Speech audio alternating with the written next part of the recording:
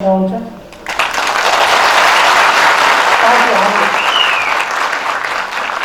उहाँहरूले बहुमत छ भन्नुपर्छ। गफै त हो सम्झिनु बहुमत कहाँबाट आयो बहुमत उहाँहरूसँग? कहाँ पुष्टि हो? कुन महाधिवेशनले भन्यो उहाँहरूसँग बहुमत छ? कुन महाधिवेशन? कुन अधिवेशनले भन्यो? कहाँ छ? कुनै एउटा जिल्लामा बहुमत ल्याएर, एउटा निर्वाचन क्षेत्रमा बहुमत ल्याएर देखाउनुहोस् त। बहुमत छ। दाबी पनि कस्तो बहुमत छ। रेस्लिङ खेलमा कहिले कहिले देखिन्छ त्यो रेसलरहरूले लड्नु कता हो कता कहिले नै त्यो हुन्छ नि लाभ त्यो खोसेर दिएर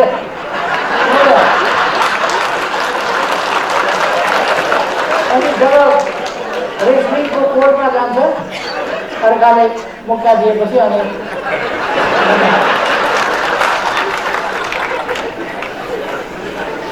उहाँहरूको त्यस्तै कहिले नै खान बहुमत छ।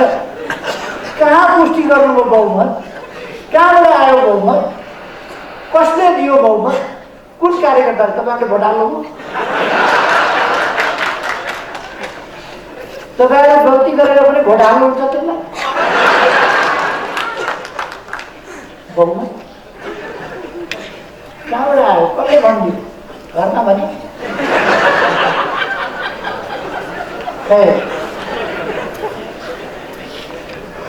म साथीहरूलाई एकदम ढुक्क र लागेर यो 21औं शताब्दीको 21औं मैले सुरुमै भने यस देशका लागि, यो विश्वका लागि पनि एउटा असाधारण ऐतिहासिक वर्ष हुनेछ। त्यसै गरेर यस देशका निम्ति यो उल्लेख्य ढङ्गले असाधारण र ऐतिहासिक वर्ष। हामी अब चुनावको अभियानमा छौँ। हाम्रा कमिटीहरू चुस्त दुरुस्त बनाऊ। धुलो लागेको छ भने त्यसलाई झड्काड फड्काड गरौँ। अगाडि आँधी तुफान भएर अगाडि बाढी झै अगाडि बढौँ हामी। त्यसपछि यस्ता गफहरू आँधीले बगाएर लान्छ, बाढीले बगाएर लान्छ। यी गफहरूका पछाडि हामीलाई अल्झनु छैन। त्यसकारण म साथीहरूलाई आग्रह गर्न चाहन्छु, तपाईँहरू दृढताका साथ अगाडि बढ्नु। उहाँहरूले कहिले कहिले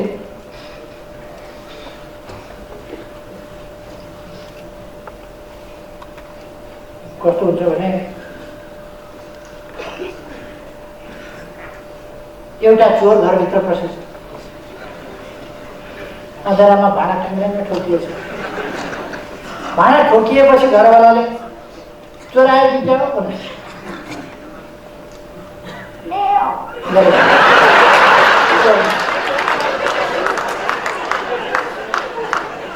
बिरालो गराएछ भने घरवाला एकछिनपछि फेरि यसो चल्ने बित्तिकै अँध्यारो थियो। फेरि भाँडा त ट्याक्राक ठोकिने मात्रै धेरै घरलाई मुर्नु भएपछि उठेर हेर्दा त के को बिरालो हो? म्याउ त गर्दै थियो, तर घरवालाले टर्च बालेर यसो हेर्दा त ढाडे। त्यसको गति के भयो होला तपाईँहरू आफै खै। एकछिन अल्मल्याउन खोज्छन्, एकछिन झुक्याउन खोज्छन्, अँध्यारोमा भेट्टायो भने म्याउ गरेर उम्किन खोज्छन्। तर म्याउसँग जे गरेर पनि उम्किँदैन होइन। यसपल्ट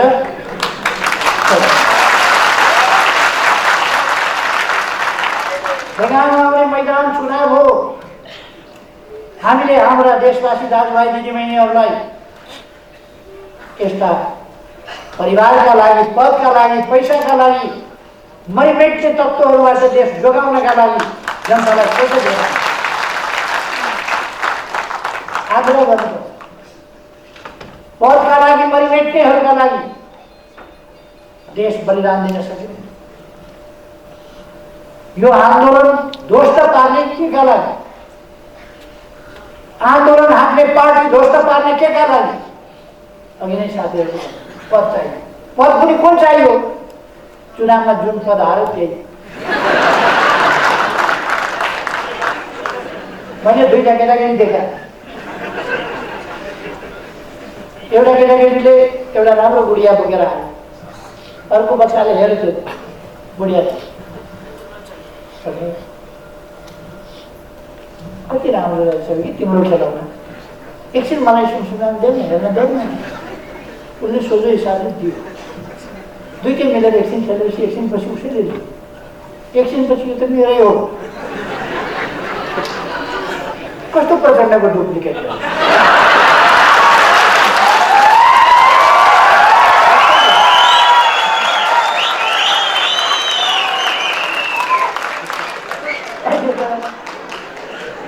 गरिया थियो, एकछिन खेलाउन के दिया थियो, कार्यकारी के दिया थियो।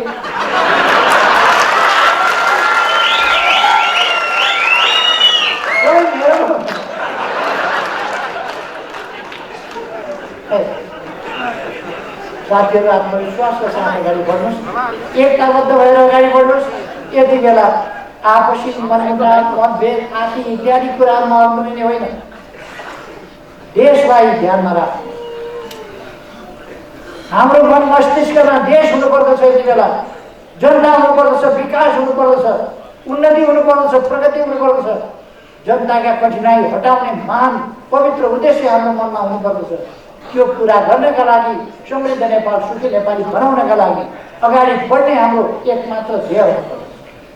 त्यसका लागि हामी एउटा आन्दोलन हौँ, एउटा मेन स्ट्रिम हौँ आन्दोलन। यो आन्दोलन जोगाउने यो पार्टी हो, यो पार्टी जोगाउने हाम्रा सही विचारहरू हुन्। सही विचारका साथ हामी अगाडि बढ्छौँ। त्यसकारण अलमलमा नपरे, अलमलबाट साथीहरूलाई मुक्त गरेर उनीहरूले अलमलमा पारेका त्यस्ता साथीहरू अलमलबाट मुक्त गरेर, भ्रमबाट मुक्त गरेर फर्काउँ। अरू साथीहरूमा दोष छैन, खोज छैन, कमजोरी छ, सोझासम्म अलमल छ। एकछिन जादुगरले त एउटा चिजलाई अर्को देखाउँछ, अर्को चिजलाई अर्को देखाउँछ, एकछिनमा रुमाल देखाउँछ, एकछिनमा अन्डा देखाउँछ। ती कुराहरू सत्य होइन। रुमाल अन्डा हुने होइन, अन्डा रुमाल हुने होइन। यस्तै चटके काम गर्छन् यिनीहरू। हाम्रा साथीहरूलाई, हाम्रा कमरेडहरूलाई अहिलेसम्म जो अलमलिएका छन्, म उहाँहरूलाई आग्रह गर्न चाहन्छु, फर्किनुहोस्, अलमलमा नपर्नु, चटकेहरूका फेला नपर्नु, देश बनाउने महान अभियानमा लाग्नु।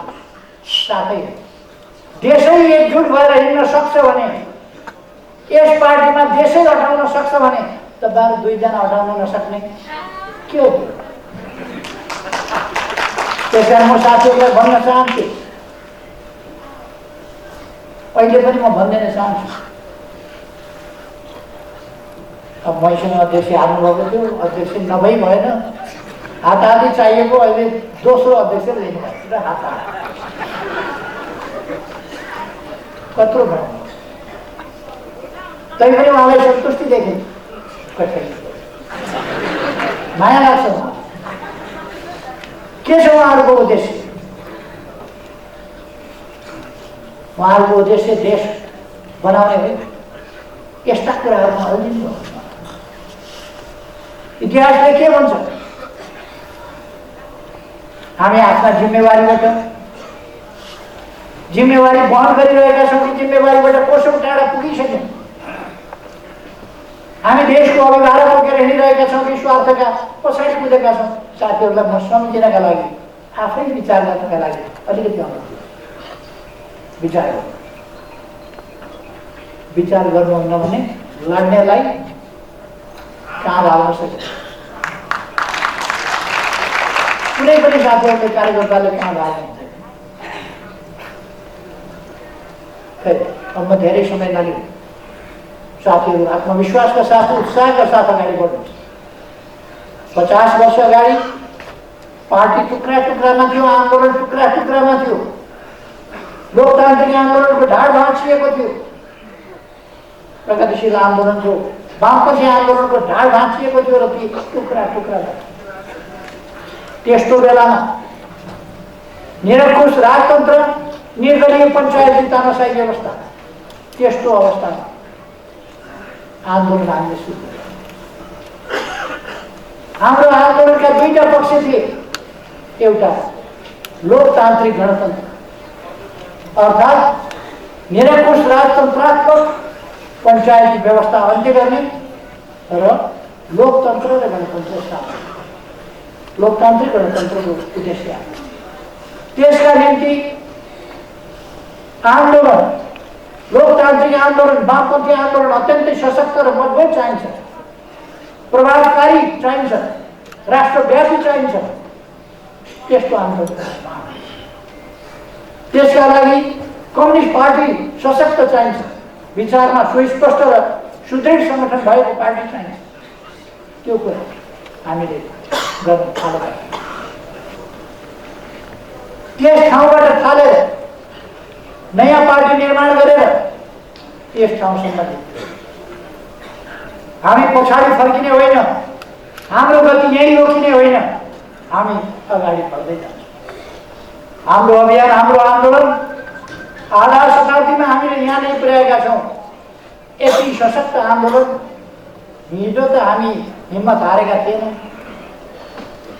जेलका चिसा छिडीहरूमा, कालकोठरीका छिडीहरूमा हामी हारेका थिएनौँ।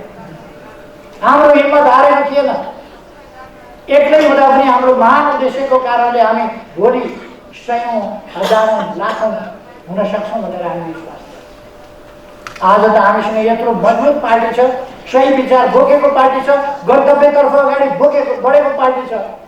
यस्तो पार्टी भएपछि हामी, म साथीहरूलाई भन्न चाहन्छु, मुना मदनमा मदनले भने जस्तो तिमीले हाँसे म हाँक्न सक्छु। म साथीहरूलाई भन्न सक्छु, तपाईँहरू एकजुट भएर गतिशील ढङ्गले अगाडि बढ्नुहोस्। यस पार्टीको शीर्ष स्थानमा म छु। मैले आन्दोलनलाई तलमाथि पर्न दिन्न, सही दिशामा हाँकेर ल्याइदिन्छु। हामी आफ्नै जीवनमा राजतन्त्रसँग जिउँदो राजतन्त्र, बलियो राजतन्त्र यति बेला थियो, त्यति बेला खाली हातले हामीले हात पन्जा बढाएर केही नभएका हातहरूले सशस्त्र हातहरूलाई ढाल दिए। राजतन्त्र हामीले खाल्यौँ, गणतन्त्र हामीले ल्याएका, लोकतन्त्र हामीले ल्याएका, तानाशाही हामीले फालेका।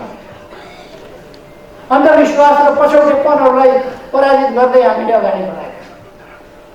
जात जात, भाषा भाषा, क्षेत्र क्षेत्र, भूगोल भूगोलमा बाँडेर पहिचानका नाउँमा नेपाली जनतालाई लडाउन भिडाउन खोज्ने र नेपालको भविष्य ध्वस्त पार्न खोज्ने, नेपाललाई रुवान्डा बनाउन खोज्ने यस्ता अभ्यासहरूलाई हामीले ध्वस्त पारेर राष्ट्रिय एकता जोगाए।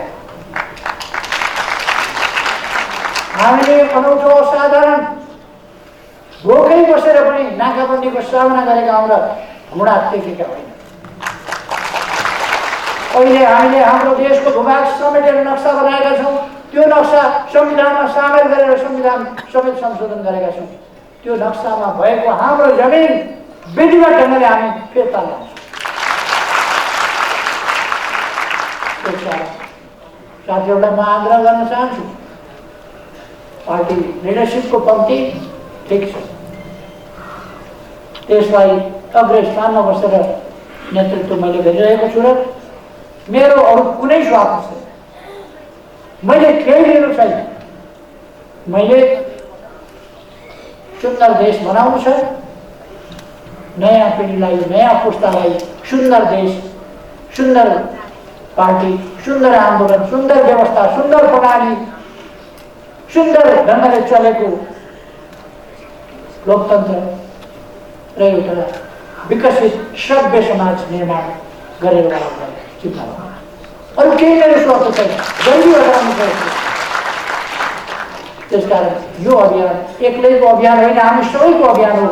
यस अभियानमा जुटौँ। म साथीहरूलाई आग्रह गर्न चाहन्छु, फेरि एकपल्ट सबैमा नयाँ वर्ष 2021 इस्वी सन् यसको शुभकामना व्यक्त गर्दै आफ्नो